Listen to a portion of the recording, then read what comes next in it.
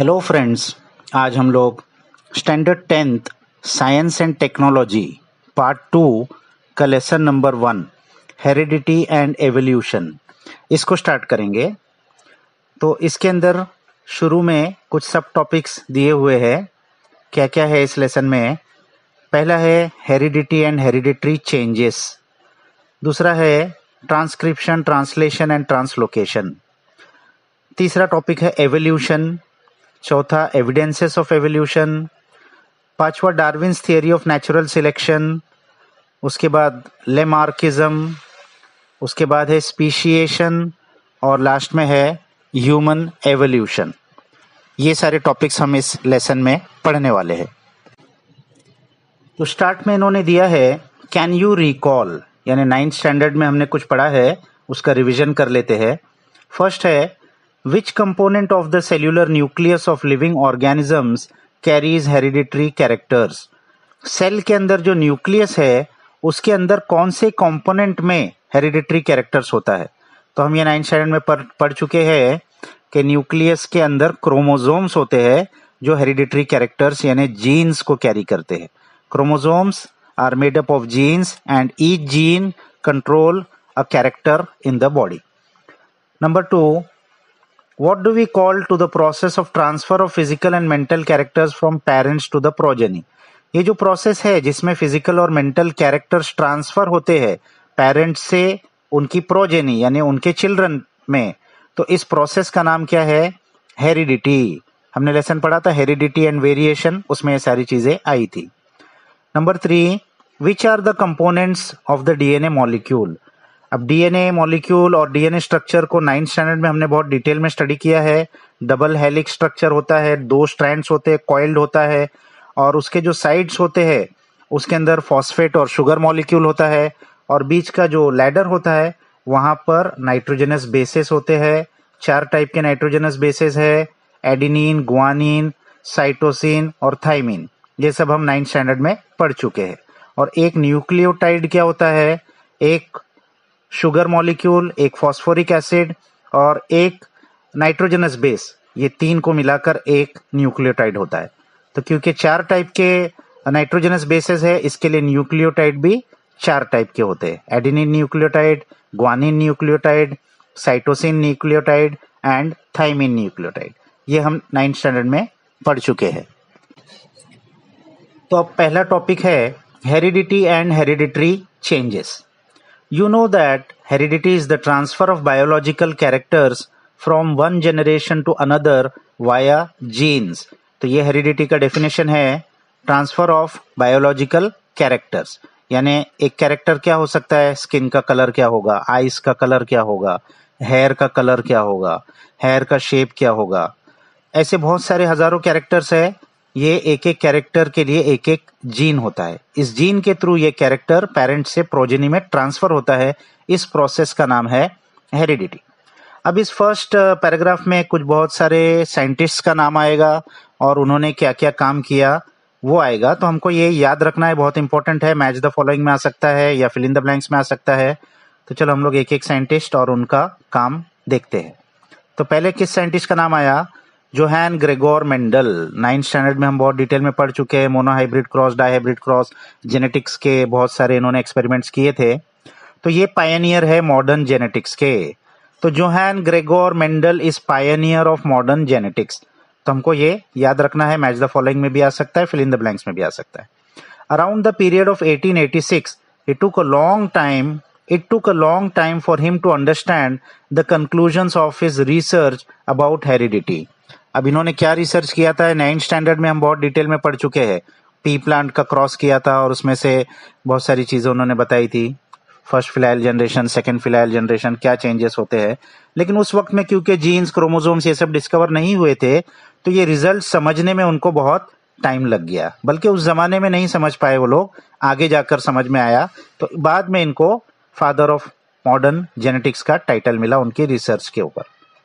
फिर इसके बाद in 1901 the reasons behind the sudden changes were understood due to the mutational theory of Hugo de Vries. ये पुराने थे 1886 के। 1901 में एक और साइंटिस्ट है ह्यूगो डी व्राइस। इन्होंने एक थियरी पेश की, म्यूटेशनल थियरी। ये भी हम 9th स्टैंडर्ड में पढ़ चुके हैं।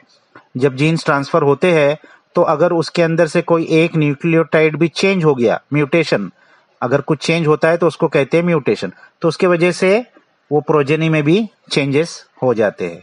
तो इस थियरी को किसने दिया था? Hugo de Vries. Meanwhile, in 1902, Walter and Sutton observed the paired chromosomes in the cells of grasshopper. Until then, it was not known to anyone. 1902 में दो साइंटिस्ट है, वॉल्टर एंड सुटॉन। इन्होंने क्या ऑब्जर्व किया कि क्रोमोसोम्स आर इन पेयर। तो paired chromosomes को सबसे पहले ऑब्जर्व किया ग्रास हॉपर के सेल्स में। तो इसको याद रखना है आपको, ये साइंटिस्ट के नाम और उन्होंने क्या ऑब्जर्व किया। Match the following, fill in the blanks में ये आता है। Research started in the direction of finding the nature of genetic material when it was proved that genes are carried via chromosomes. अब जब ये मालूम पड़ गया कि क्रोमोसोम्स में जीन्स होते हैं और ये जीन्स आगे कैरेक्टर ट्रांसफर करते हैं, तो इनके और स्टडी करने के लिए और रिसर्च होने लगी।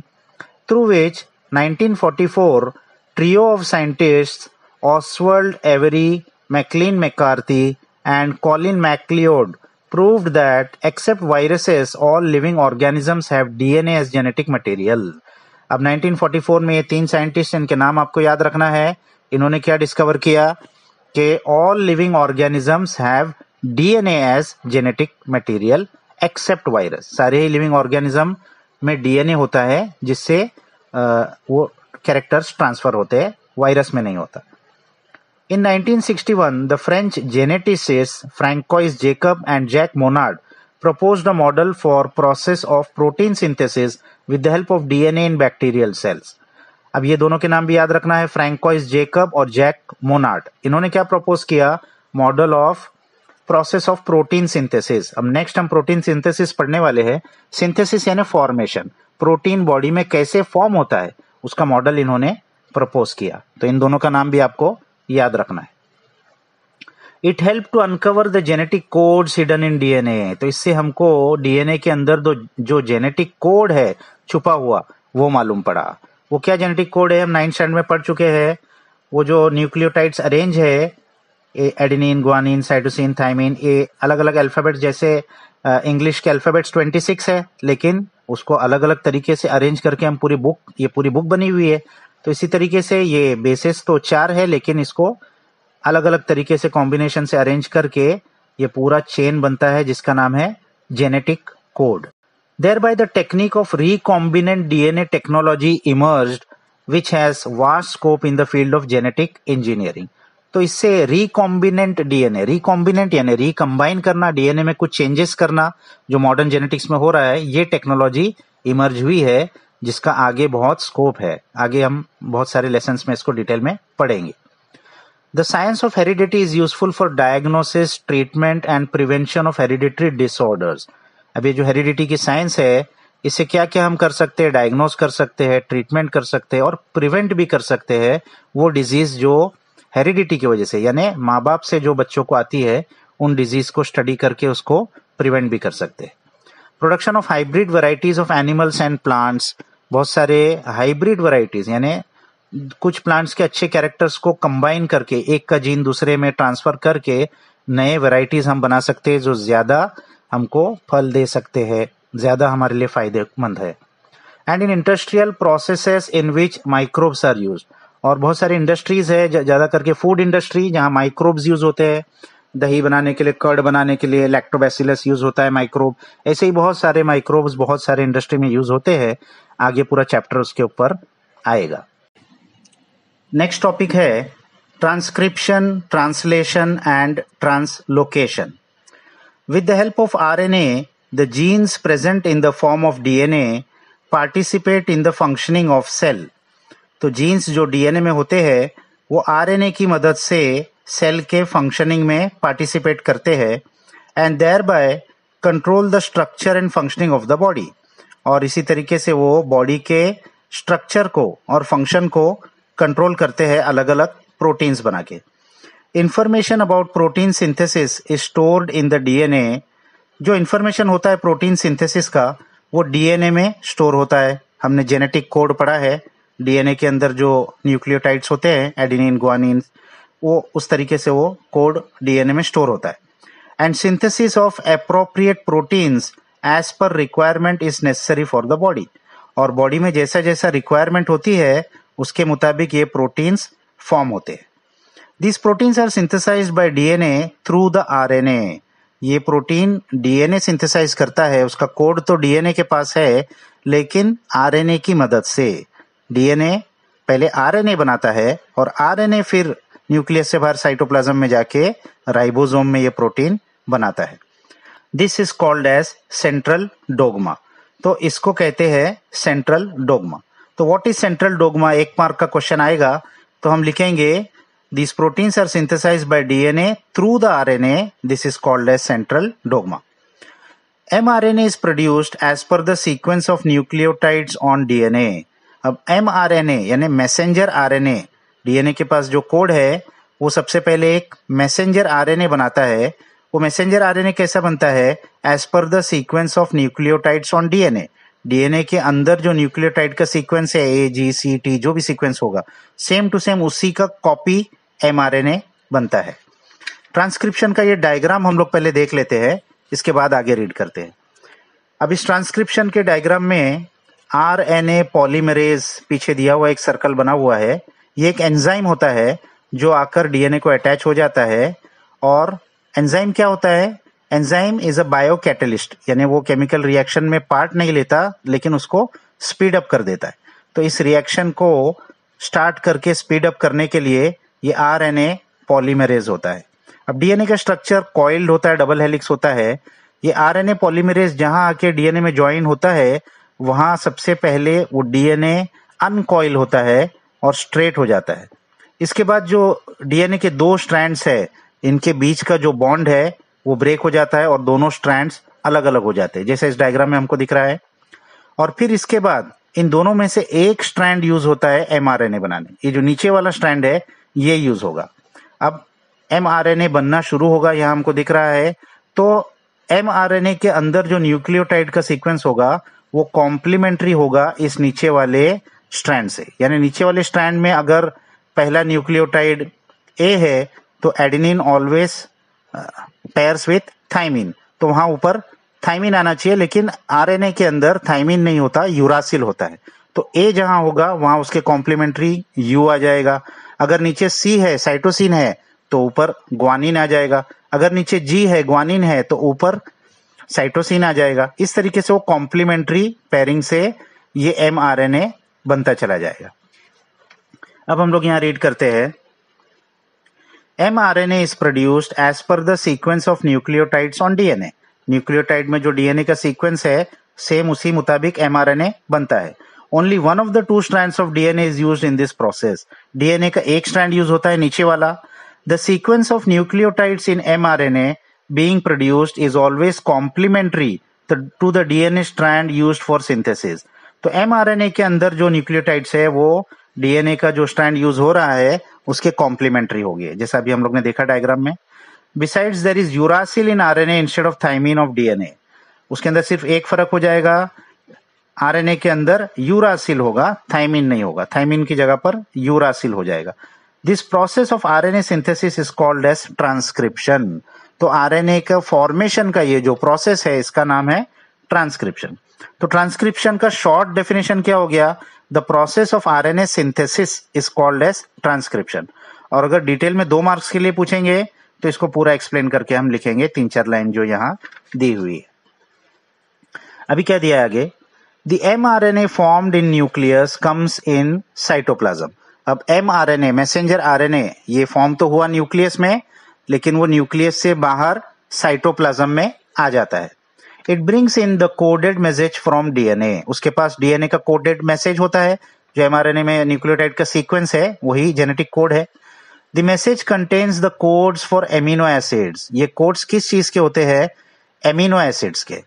The code for each amino acid consists of 3 nucleotides. It is called as triplet codon.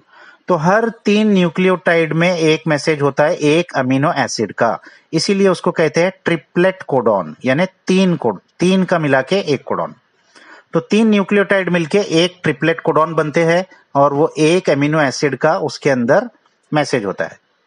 Dr. Hargovind Khurana, a scientist of Indian origin, has made an important contribution in discovery of triplet codons for 20 amino acids. तो doctor Hargovind Khurana ये Indian origin के एक American scientist थे. इनका बहुत बड़ा contribution है. इन्होंने ये ट्रिपलेट कोडॉन्स को डिस्कवर किया है 20 एमिनो एसिड्स के लिए. तो हर 3 कोडॉन के लिए एक एमिनो एसिड होगा, तो एक एक एमिनो एसिड हर 3 कोडॉन पे बनते जाएगा. For this work, he has been awarded with the Nobel Prize in 1968 along with 2 other scientists. तो इस काम के लिए डॉक्टर हरगोविंद खुराना को 1968 में नोबेल प्राइज भी मिला था. उनके साथ और 2 साइंटिस्ट भी थे जिन्होंने उनकी हेल्प की थी. Each mRNA is made up of thousands of triplet codons. तो एक mRNA में ऐसे हजारों ट्रिपलेट कोडॉन्स होते हैं, बहुत लंबी चेन होती है. As per the message on mRNA, amino acids are supplied by the tRNA. अब mRNA में जो मैसेज है 3 न्यूक्लियोटाइड का, उसके मुताबिक एमिनो एसिड सप्लाई करता है tRNA यानी transfer RNA. For this purpose tRNA has anti codon having complementary sequence to the codon on mRNA. तो इसके लिए tRNA में एंटी कोडॉन होता है जिसके अंदर कॉम्प्लीमेंट्री सीक्वेंस होता है. यानी इसमें भी 3 न्यूक्लियोटाइड होते हैं. mRNA के अंदर के 3 न्यूक्लियोटाइड का tRNA में उसी 3 न्यूक्लियोटाइड का कॉम्प्लीमेंट्री न्यूक्लियोटाइड होंगे. यानी अगर इसमें A है तो उसमें U होगा, इसमें C है तो उसमें G होगा, इसमें G है तो उसमें C होगा. This is called as translation. तो इस प्रोसेस को कहते हैं ट्रांसलेशन. यानी कोडॉन और एंटी कोडॉन मिलके वापस में अटैच होके एक एमिनो एसिड बन जाता है. इस प्रोसेस को बोलते हैं translation. The amino acids brought in by tRNA are bonded together by peptide bonds with the help of rRNA. अब एमिनो एसिड tRNA लेकर आता है और उसके ऊपर आके वो अटैच हो जाता है mRNA के ऊपर. तो ऐसे ही दूसरा tRNA आता है, वो आगे के ट्रिपलेट कोडॉन पे अटैच हो जाता है. तीसरा tRNA आता है, उसके आगे के ट्रिपलेट कोडॉन पर अटैच हो जाता है और उसके ऊपर एमिनो एसिड्स होते हैं. तो इन एमिनो एसिड्स के बीच में एक पेप्टाइड बॉन्ड बनाता है rRNA, क्योंकि ये राइबोसोम से जाकर अटैच हो जाता है. ये जो mRNA है ये राइबोसोम से अटैच होता है और राइबोसोम के अंदर rRNA होते हैं. वो rRNA इसके अंदर पेप्टाइड बॉन्ड्स बना देते हैं और फिर वो tRNA वहां से चला जाता है. During this process the ribosome keeps on moving from one end of mRNA to the other end by the distance of 1 triplet codon.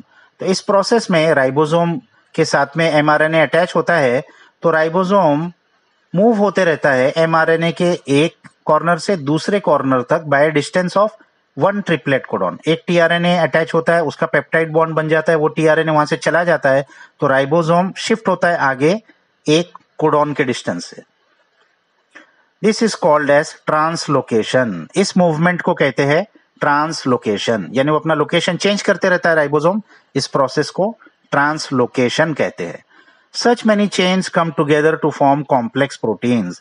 तो ऐसा एक राइबोसोम एक mRNA के दूसरे mRNA तक चला गया तो एक एमिनो एसिड की पूरी चेन बन जाएगी पेप्टाइड बॉन्ड से ज्वाइंट. तो ऐसे ही बहुत सारी चेन्स बनती है और ये बहुत सारी चेन्स बन के कॉम्प्लेक्स प्रोटीन्स बनते हैं. These proteins control various functions in the body of living organisms and their appearance too. तो ये प्रोटीन का फंक्शन क्या है? बॉडी के अंदर के बहुत सारे फंक्शंस को ये कंट्रोल करता है. और जो अपीयरेंस है, जैसे हमने पढ़ा जीन्स वो कैरेक्टर्स को कंट्रोल करता है, तो अपीयरेंस को भी ये कंट्रोल करते हैं. कलर क्या होगा स्किन का और आईज का कलर क्या होगा, ऐसे ही बहुत सारे अपीयरेंस को कंट्रोल करते हैं. अब इसके बाद में एक लास्ट है mutation. Living organisms can produce new individuals like themselves due to genes only, and some of those genes are transmitted to the next generation without any changes. ये हम देख चुके हैं, लिविंग ऑर्गेनिजम्स एक दूसरा इंडिविजुअल बनाते हैं जीन्स के जरिए से. ट्रांसफर कैरेक्टर्स जो होता है वो जीन्स के जरिए से होता है, और ये जीन्स कभी कभी तो जैसा पेरेंट्स में था वैसे ही ऑफस्प्रिंग में ट्रांसफर हो जाता है.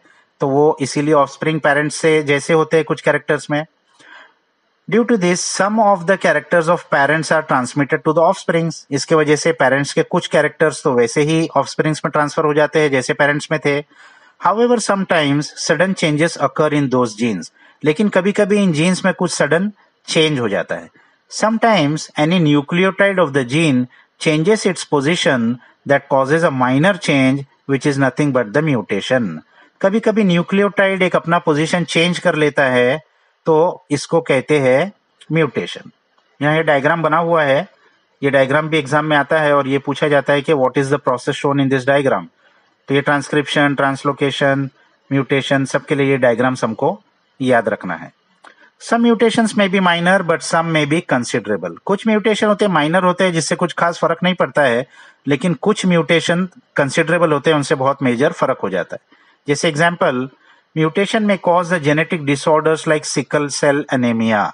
9th स्टैंडर्ड में हम पढ़ चुके हैं सिकल सेल एनीमिया। वो एक अमीनो एसिड का पोजीशन चेंज हो जाने की वजह से ये इतनी बड़ी बीमारी हो जाती है।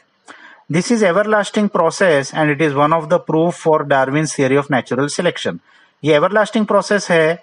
हर इंडिविजुअल जब वो अपने ऑफस्प्रिंग प्रोड्यूस करेगा तो उसके अंदर कुछ ना कुछ म्यूटेशंस होते हैं, तो ये हमेशा चलता रहता है और ये एक प्रूफ है Darwin's theory of natural selection का भी। ये थियरी हम आगे पढ़ेंगे तो ये जब हम वहां उसको डिटेल में पढ़ लेंगे।